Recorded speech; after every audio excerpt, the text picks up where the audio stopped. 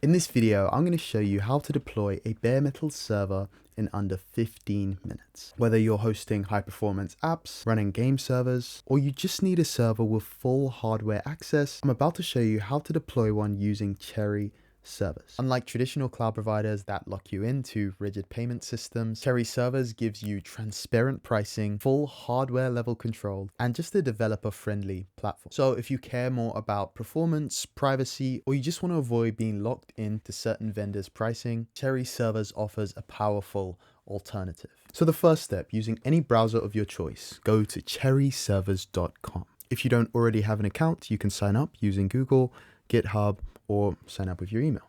But I already have an account, so I'll just log in. Once you've logged in, this will take you straight to the servers section, where you can see all the servers that you've deployed in the past. Now, the next step is to click New Instance.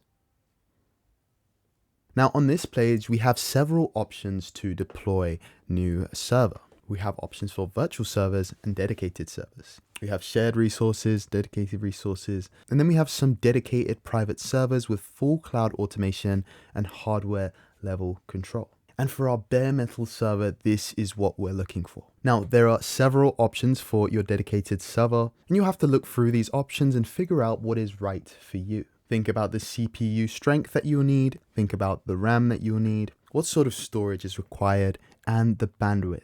For this example, I'll be going with this Intel Gold 5315Y. Now, once you have selected your dedicated server, it's time to go through the specifications and ensure that the settings you're choosing are right for the job. So depending on what you're going to be using this server for, you may go with a different setup. Now, one of the great things about Cherry servers is as you're setting up this server, you can see the exact hourly rate that you'd be paying for this server. Okay, let's begin choosing our specification.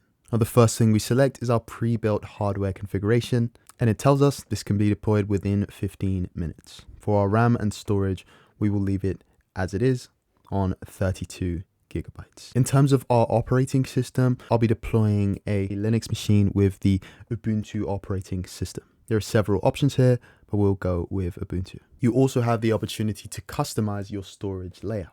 You can even go through and use a custom RAID level. Now, if you're not too sure what RAID level to go with, RAID 1 would be ideal as it provides some form of redundancy. So if a part of your disk goes down, there is still another partition that mirrors it. Now, depending on some of the settings that you choose in this section, the pricing may change.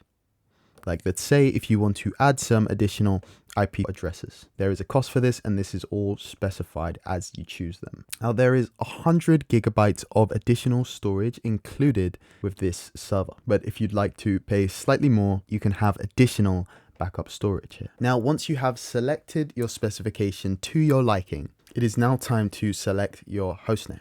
Now, a good thing about using this platform is it can generate host names for you, but if you would like to go with something specific, you can do that also.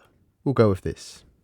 Now, if you have generated specific SSH keys, you can use them also in this section here. Now, we've gone through and selected all the specifications that we need for this server. Now, all we need to do is pay and deploy our instance. And there we go. Our server is now in the process of being deployed. As we can see, deploying up here, and this will take about 15 minutes. So I'll be back in 15 minutes once our server is deployed. So I know it said 15 minutes to be deployed, but I'm back 8 minutes later and it has been deployed. Now let's take a look at our server and get access to it. So here are the details of the server that we have created. Now that our server is deployed, we'd like to test that we have access to this server. And there are several ways we can do this. One of these ways is through the console on Cherry servers. So we connect to Supermicro and we log in using the credentials that they've provided for us here.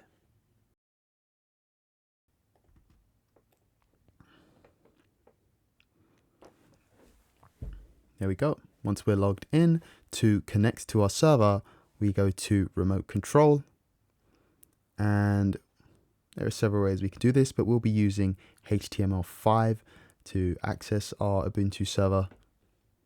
So launch console. And here we go. There is a command line interface here that we can use to log in to our server, which is named Champion Tapir. We'll go back and grab the username and password for this. And there we go. Welcome to Ubuntu. We're now logged in to our server and we can begin to set it up for whatever use case that we'll be using this server for.